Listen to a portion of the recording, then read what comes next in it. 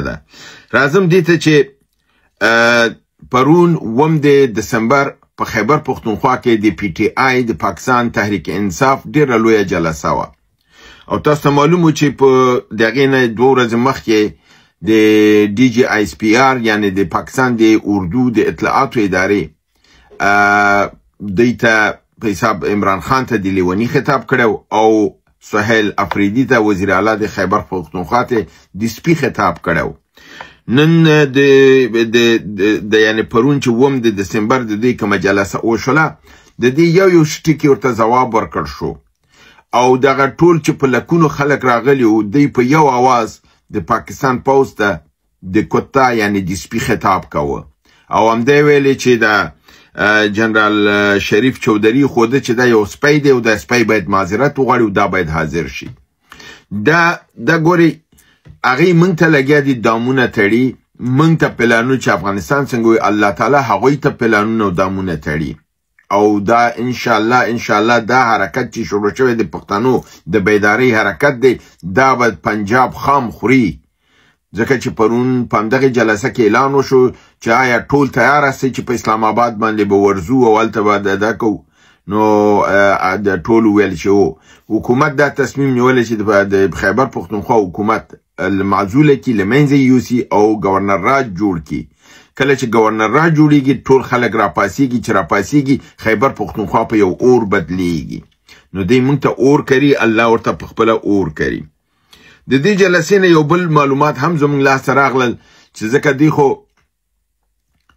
عمران خان او د هغې ډلې ته ویلو چې دا غداران دي دا د په حساب ملک سره غداري کړې ده او د غدار سزا اعدام دی نو دوی ورته دا خبره نن راوایستله چې جنرال محمد شریف چودري چې د ډي جي آی اس پی آر دی یعنې د اردو ویان دی د پلار چې دی د پاکستان یو ساینسپو دی د نیوکلیر اټوم ساینسپو دی چې د ډاکټر قدیر سره کار کوه د هغه نوم دی محمد بشیرالدین چودري یعنې جنرال شریف د ساینسدان محمد بشیرالدین چودري زوی دی او محمد بشیرالدین چودري اوس د ملګرو ملتونو په صفحه کې چې لاړ شي وګورئ دا د یو دغه ترهګر په حیث باندې لکه زموږ د بعض مشران باندې دغه لګېدلی بندیز په دې لګېدلی دا د پاکستان نه بهر تللی نشي او د گرفتارۍ حکم دی او دا ویل کېږي چې د نیوکلیر د اسید چې دي یعنې اتومي دغه نړۍ باندې په غلا باندې خرڅ کړي دي بنان دی په خپله د داسې یو سړي دغه دی چې هغه نړیوال جرم باندې دی د پاکستان د بدنامۍ باعث ګرځېدلی نو په دې جلسه کې دا وویل شو چې په خپله د یو خاین زوی په خپله چې د نړیواله دی او ترهګر زوی ته څنګه موږ ته راځې د ترهګرۍ دا کوي دا ډېر مهم ټکي دي چې دا باید دوستان په دې پوه شي او چې دغه نظام د اردو په مقابل کې چا پخوا یو لفظ نشو ویلی اوس په مقابل کې کاملا ودرېږي په همدې متعلق د زموږ تاسو یو ورور جان احمدزي پوښتنه کړې که پاکستان پر افغانستان باندې برید وکړي آیا هند او روسیه به موږ سره ودرېږي او مدد به راسره وکړي او که وکړي څه کومک به راسره وکړي اوس هم چې موږ تاسو یو څه دي دا هماغه ده چې د روسیې او د هندو دې ځای نه مرسته شوې ده اوس په خپله پاکستان وایي چې افغانستان د ډرون حملې کړي دي په موږ باندې نو دا ډرون د کوم ځای نه راغلل ځکه چې بعدي سوال همدا دی سردار ولي ورور کړی چې آیا افغانستان ډرون جوړولی شي نه ورور افغانستان ډرون نشي جوړولی خو څه کوي چې په بیه هم نشي اخیستلی ځکه دا قیمته دی ډېر خو کومک شوی دی چې پاکستان وایي چې افغانستان ډرون لري او د خپل د ډرون نه د پاکستان په خلاف استفاده کړې ده او پاکستان په بد رقم ته وهلی دی په همدې رنګ د پاکستان کې اردو خپل پوځ ته دا هدایت ورکړی دی چې د بنو سیمې ته به نور نه ورځي که بنو سیمې ته ځي دوی به وهل کېږي او له منځه به وړل کېږي دوی ته به ډېر زیات مشکلات جوړېږي همدا حال کې د مجاهدین په پنجاب ته وررسېدلي دي او په پنجاب کې د وزیر دفاع په کور باندې حمله کړې ده دا یو غټه خبر دی او حتی داسې ویل کېږي چې د عاصم منیر د کور خواته هم یو کم حرکت شوی دی نو دا دوه خبره دي چې یعنی مجاهدین اوس پنجاب ته ورسېدل الته د دې په وزیرانو په کورونو باندې عملیات کوي. هغه خواجه آصف چې د افغانستان د وهلو خبرې کوي، هغه خواجه آصف چې د افغانستان د ټوټې کېدو خبرې کوي، د هغه په کور باندې مجاهدین ورغلي دي. نو دا ډیره لویه خبره ده. بل پاکستان دا پوښتنه کوي چې د افغانستان چې په موږ باندې دا ډرون حمله کوي، دغه ډرون دوی د کوم ځای نه کړي دي؟ نو وروره چې د هر ځای نه کړي د کستا څه غرض دی؟ تا ډرون لري په ما برید کې، زه به ډرون پیدا کوم په تا به برید کوم. چې خدای وکړي اسلامي امارت ترلاسه کړي، ځکه چې په پاکستان خو پرون دا خبر ورکړی چې د دې د ډرون اډه وه، هغه موږ وهلې ډرونه ورته ختم کړي. اسلامي امارت په دې هکله تر اوسه هېڅ نه دي ویلي چې ډرون لرو نه لرو، د منځه وړل شوي دي یا نه دي وړل شوي. په همدې حال کې د پاکستان د پوځ یو افسر چې اوس د پوځ نه وتی دی او مجاهدین سره یو ځای شوی دی، هغه دا خبره کړې ده چې چون دی د پوځ دننه او د معلومات یې درلودل، نو دا معلومات د مجاهدینو سره یو ځای کړي دي. ویلي چې د پوځ اراده دا ده چې پښتانه به په قبایلو کې کاملا ختموي، دا سیمه به ټول خپل په کنټرول کې اخلي. او دی ویلي چې دا په پلانونه د ضرب عصب د وخت نه راتروس شروع دي او په همدغه اساس دوی کار کوي. او بیا یو مثال یې ورکړی دی چې په دغه سیمه د توریال خیلو کې کم از کم 8000 دغه اوسېدل، کورنۍ د سیمه کې اوسېدلې، دغه ټول د دې سیمې نه ایستل شوي دي او دا سیمه پوځ خپل په کنټرول کې نیولې ده. نو دا په خپله دا خبر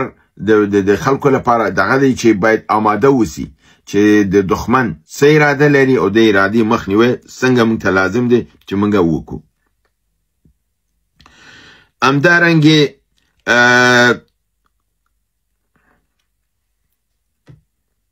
زمونږ یو ورور په نامه د حسن علي دا پوښتنه کړې ده چې پاکستان، اروپا او امریکا او عربي هیوادونو سره چې کوم پلان جوړ کړی دی، که چیرې دا هیوادونه پاکستان سره ودرېږي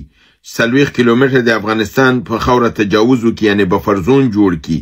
که چیرته امارات او روسیه د دې پلان مخالفت وکړي، ستا په نظر د پاکستان او اروپا او امریکا دا پلانونه به ناکام نشي؟ وروره ما داسې نه ویلي چې دوی د غربي او امریکایي عربي نړۍ سره پلان جوړ کړی دی. ما ته ویل دوی خپل دا پلان هغوی سره شریک کړی دی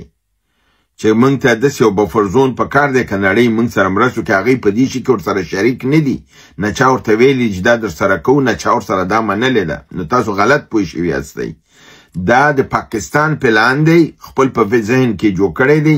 د عربي، امریکایي، اروپایي ټولنې سره یو ځای کړی دی چې زمونږ هغه وخت کې پر امن کیږو.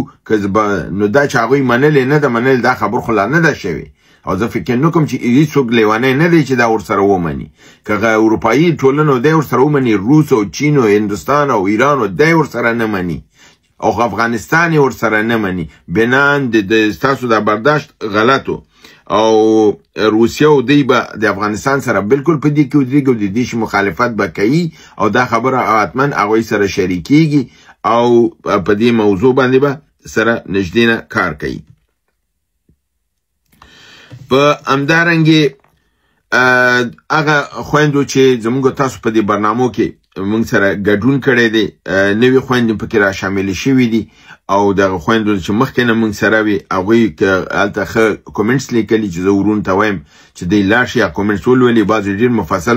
د مضمون په شکل کې دغه لیکلي دي چې هغه تاسو ته معلومه ده. خدیجه ثنا ده چې هغه ډېر ښه لیکنه کوي، پښتو، فارسي، انګلیسي په 3 ژبو. یو ورور هم دی اوس شروع یې کړې ده، پښتو، فارسي، انګلیسي کې لیکل کوي. دا ډېر ښه دی. زه دا هم تاسو نه خواهش کوم چې هر هغه څوک انګلیسي پوهېږي دا د دې لپاره چې د زموږ ګروپ لږ تقویه شي او د نورو د بد نظر نه دا شي، ځکه تاسو پوهېږئ چې راپور ورکول کېږي، بیا هغه ترجمې غلطې کېږي. په انګلیسي باندې کومنټس که څوک لیکلی شي، مثبت کومنټونه لیکئ، دا فایده کوي لپاره د ګروپ او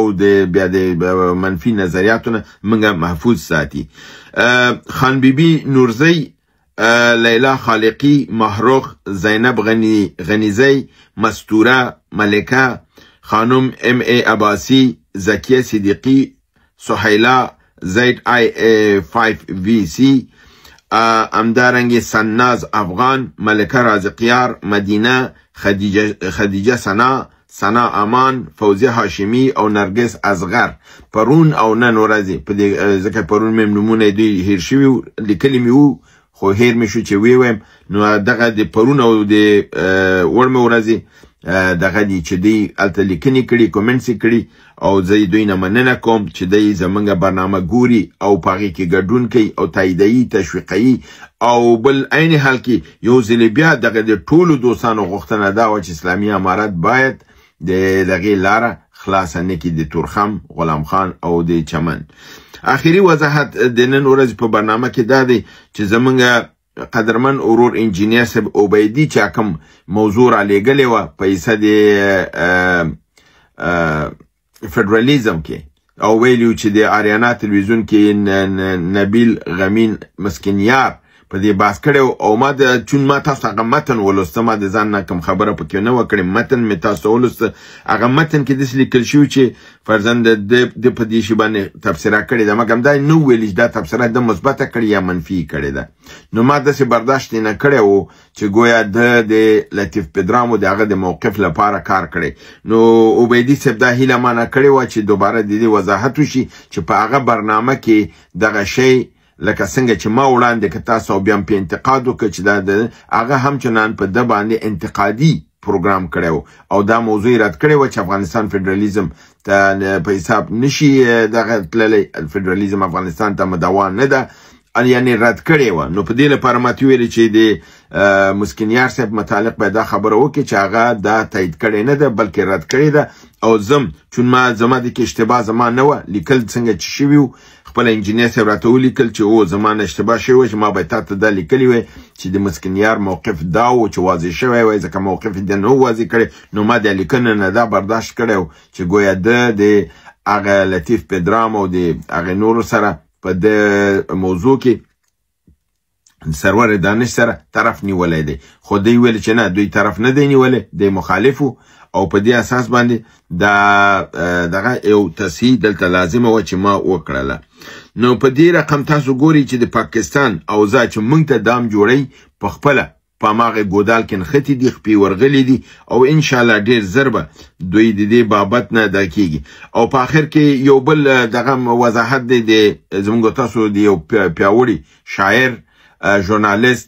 او لیکوال چې د یو مشهور افغان سیاستپوه او شاعر او ادیب زوی دی یعنی د خادم صاحب زوی دی روخان خادم هغه دا لیکل کړي دي چې د افغانستان په تاریخ کې د کابل د اوسني ښاروال په رنګ ښاروال نه دی تیر شوی او د ډیرو خاصو تقدیرونو او حقدار دی او دې ته باید دا حق ورکړلی شي نو زه مننه کوم خادم صاحب نه زموږ برنامې ګوري او کومنټس یې لیکلي دي او ما دا د کومنټ شریک چې دا آواز د ښاروالۍ ته ورسیږي چې خادم صاحب د امریکا نه د دې په متعلق مثبت نظر دغه کړی دی او دا د په حساب د تقدیر کړی دی دا لویه خبره ده هیله ده چې برنامه وګورئ خوښ کوئ دوستانو سره شریکه کوئ تر بل برنامې چې تاسو حضور ته حاضرېږم تاسو په لوی پروردګار د عالمینو سپارم وما علینا الا البلاغ